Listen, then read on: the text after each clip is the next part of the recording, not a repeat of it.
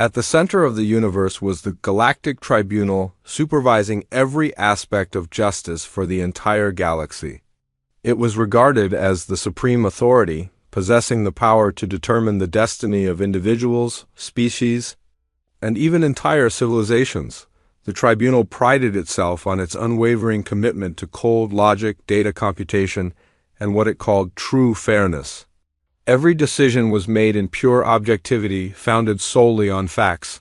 Yet for those who stood before it, judgment felt less like a neutral verdict and more like divine punishment. Without empathy, the tribunal delivered sentences with the might of interstellar law behind it.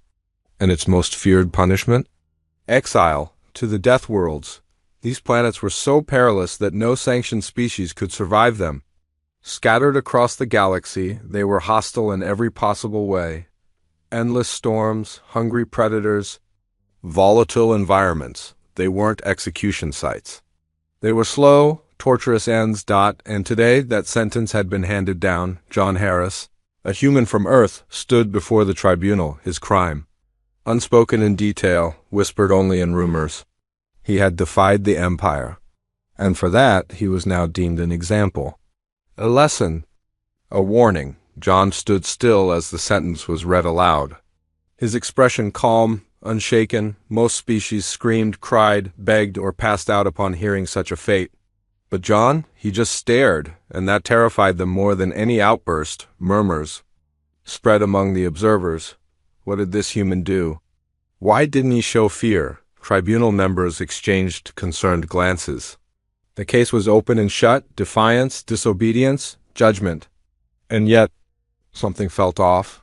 Still, the sentence stood: execution on Cynos, a death world known for its violent storms, unstable terrain, and ravenous wildlife. A planet built to break survivors. The chamber fell silent as the word Cynos echoed. The judges remained stoic, but even they could feel the weight of the name. No one had ever returned from Cynos. No one. And still, John didn't flinch. What the tribunal failed to understand was simple. John Harris was not like the others. He was human. Unlike most galactic species, humans were shaped not by comfort, but by adversity. Earth, by all galactic standards, was a death world. Harsh winters, violent wars, deadly animals, and a history built on survival. John was no anomaly. He was a product of his people.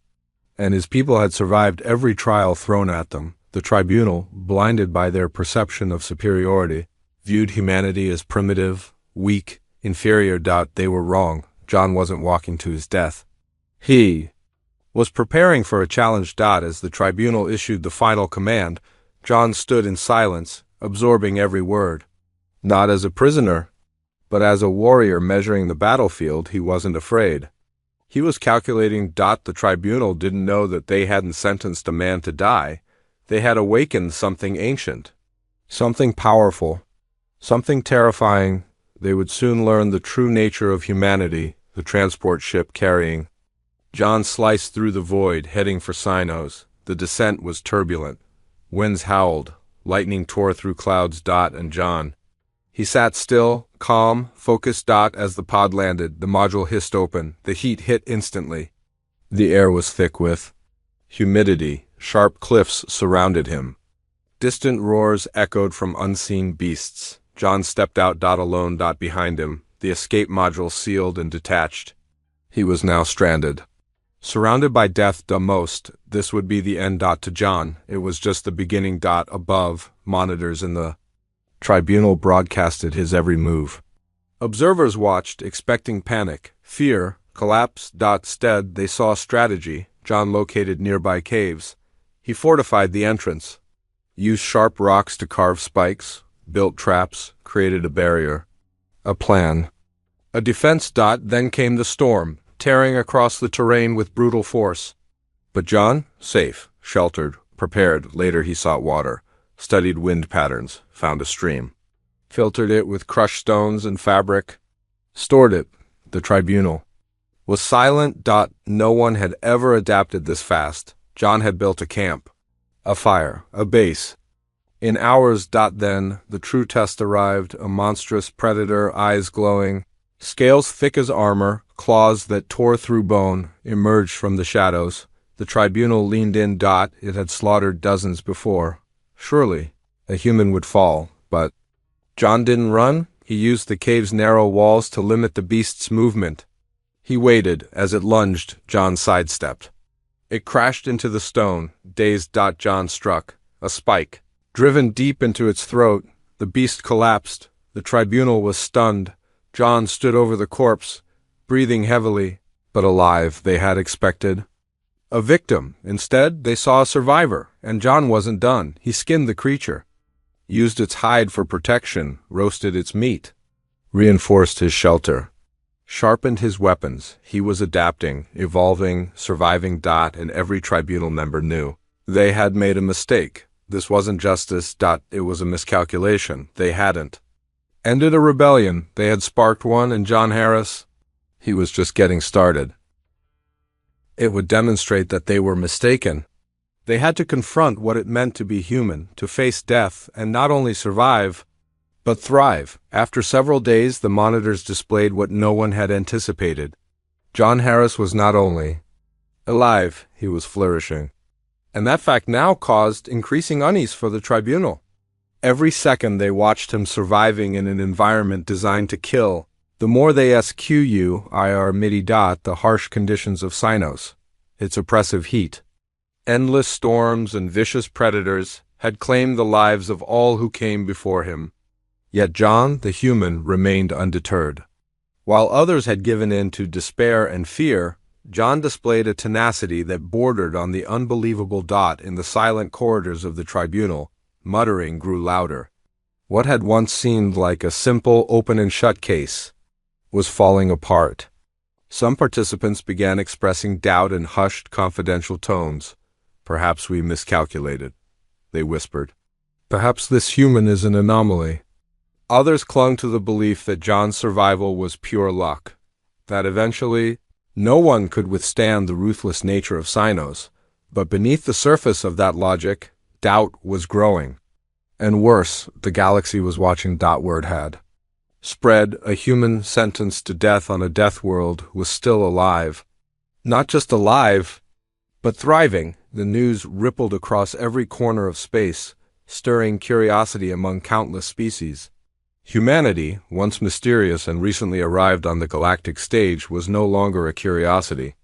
Tales of their endurance, once dismissed, now gained attention. Species from hostile worlds, where survival was a daily struggle, began to see a reflection of themselves in John Harris. Cultures that had resisted domination gathered around public broadcasts. Some watched in silence. Others cheered him on. They all wondered the same thing. What was it about humans that let them defy death? John's survival became more than a triumph. It became a symbol, not just of endurance, but of the relentless human will that rises in the face of impossible odds. John wasn't just enduring anymore. He was building. Using Sinos's own natural resources, he began to construct traps, fortifications, a framework of defense that granted him freedom of movement and safety. He wasn't merely surviving. He was mastering his environment. The tribunal had failed to understand that. Humanity's strength didn't lie in its technology or physical dominance. It was in their minds, their ability to adapt, to take adversity, and shape it into opportunity. John's actions weren't just the instinctive reactions of a man in need. They were deliberate. He had a plan. And with each day, that plan became clearer. John wasn't just surviving Sinos, he was manipulating it. The tribunal observed in growing despair. It was one thing for a prisoner to live longer than expected. But John? He was thriving. He was winning. Their entire system, their infallibility, was being challenged. Privately, arguments broke out. Some wanted to intervene. Stop John before his ongoing survival became a public humiliation. But to intervene would mean admitting failure. And the tribunal could not afford that. Others argued for patience. The planet will break him eventually, they said, but each passing day weakened that argument. And John?